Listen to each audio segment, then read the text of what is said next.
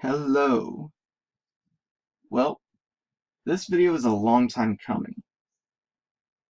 I first wanted to do this showcase series on my Fire and Steel ships for Pirates of the Cursed Seas back in the last summer, actually. I did do a first part, but life happened, and at some point, I just didn't have any motivation to do the second part of this showcase. So recently, someone spoke up, and asked if I was ever going to upload the rest of the showcase. This week, I actually had a lot of free time on my hands because I took a vacation from work and had a much longer weekend. I could do a lot more. So I decided, you know what, why not? Let's go ahead and finish the showcase. In order to do this finish the showcase off, I had to watch the other one, the first video.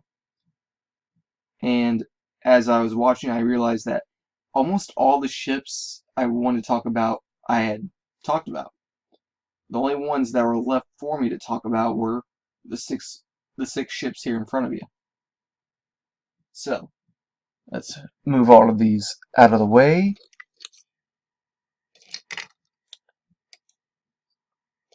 I'm going to go over the ships themselves, their abilities, and this shouldn't take too long since there's only 6 of them.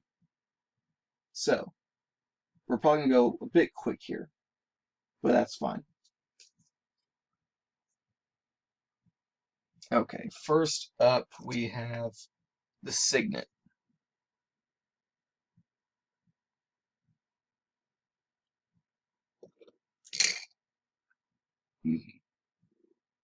Now, the Signet is a 4-mast ship. It has 2 slots in its hold. It's a short, so it only moves 2 shorts. And it has a schooner tag. And this is the reason why I like it. It's an uncommon ship, but it has long-range cannons can't hit the ship. So enemy ships can't try and hit it from far off. Basically, you're dragging your opponent into a close combat situation. And its cannons are a 2 cannon on the front, and the other 3 are 3 cannons. So, it's a good close combat.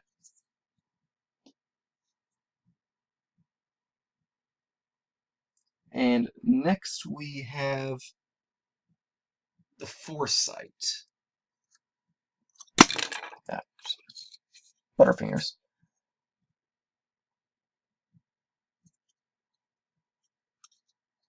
Now, I do believe I showed off the captain for the ship.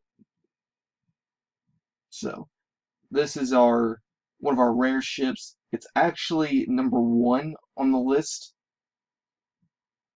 Of course, it's a 5-mast ship. There we go. It has 6 slots in its hold, and it moves 1 long. The cannons themselves are there's a 4 cannon on the front and back, and the other 3 are 3 cannons. So, this ship's ability is once per turn. If this ship carries treasure and is within short of an enemy ship, you can randomly trade 1 treasure with that ship.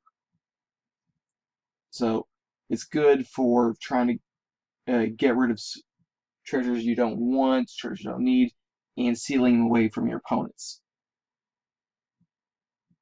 Or if, yeah, it's just for your opponents. I was checking to see if it was for you too. That way you could do some kind of a trade system. So that way if one of your other ships is in trouble, you can trade with it and get that ship's treasure.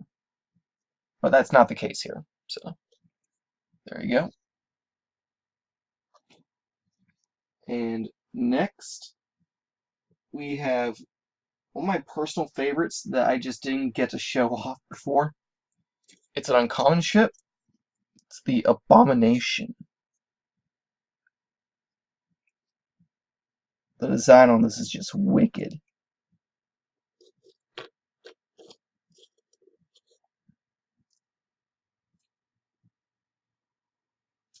Okay.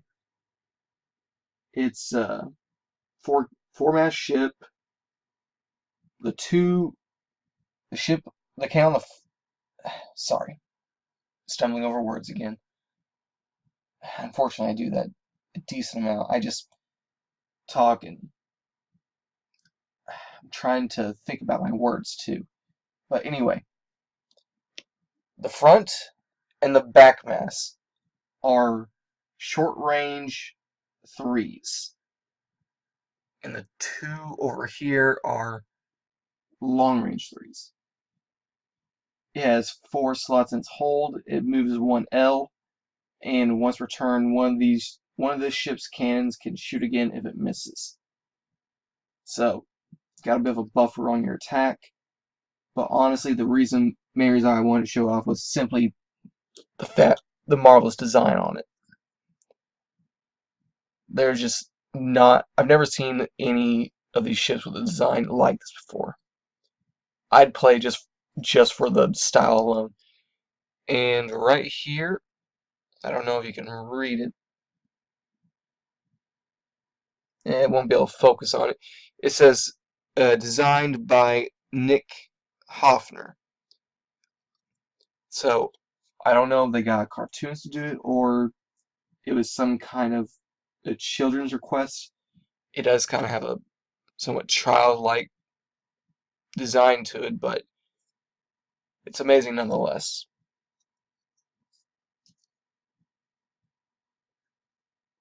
And let's see here. Next we have the Monique. Or Monique. Monique. I think it's Monique. Again, another ship with a beautiful design.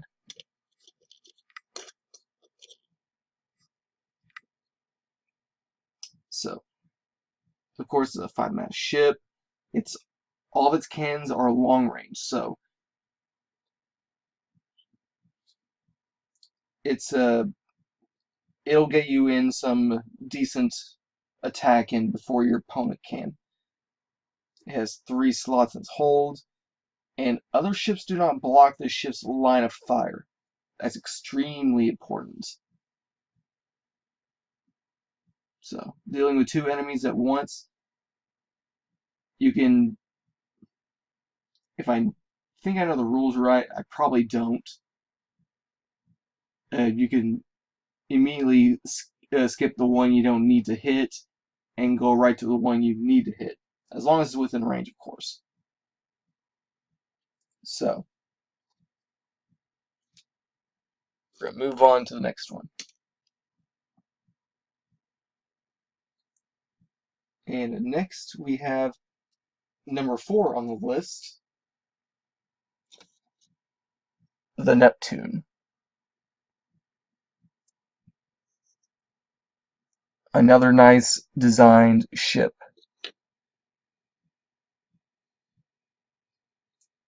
The Neptune has 2 short-range number 2 cannons on the front, and the rest are short-range 3.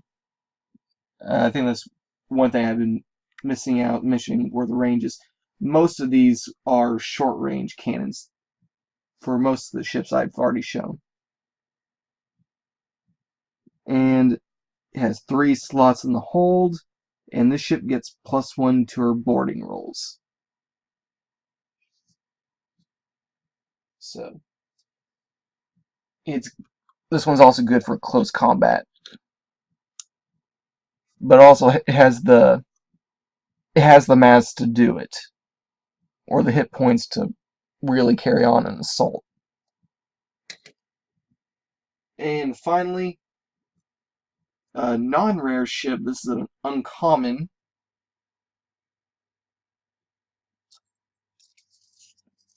The Nova Scotia. It's not as special as the other three, but I like the design of it still.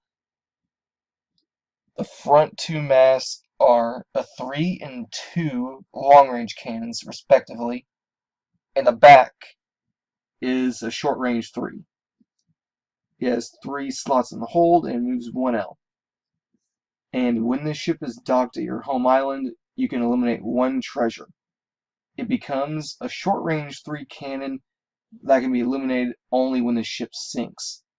So, if you have no mass whatsoever, and you've used this ability, then you at least have some way of either defending or stalling your opponent out.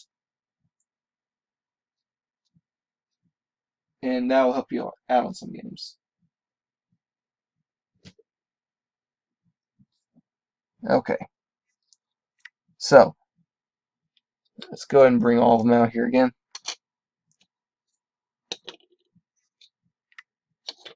I thought I didn't already talk about the crew members, the treasures, but it appears I had, or at least all the ones I wanted to. So these were the final ones that were left, and honestly, most of these were the rare 5-mast ships that I just didn't get a chance to talk about. And of course, the 2 others and the 1 really cool design one.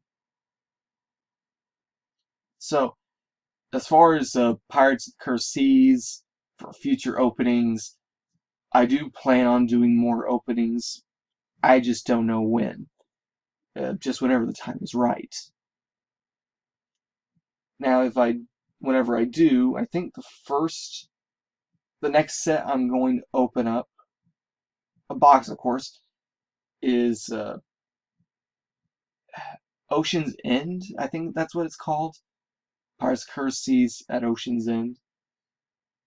I'll have to look that up, but it's one of the cheaper ones. I think it's 36 packs for $50, less than that even. So, if I do get that, then we'll do opening on it. I just don't know when it's going to happen. Now, this video, it was just a long time coming.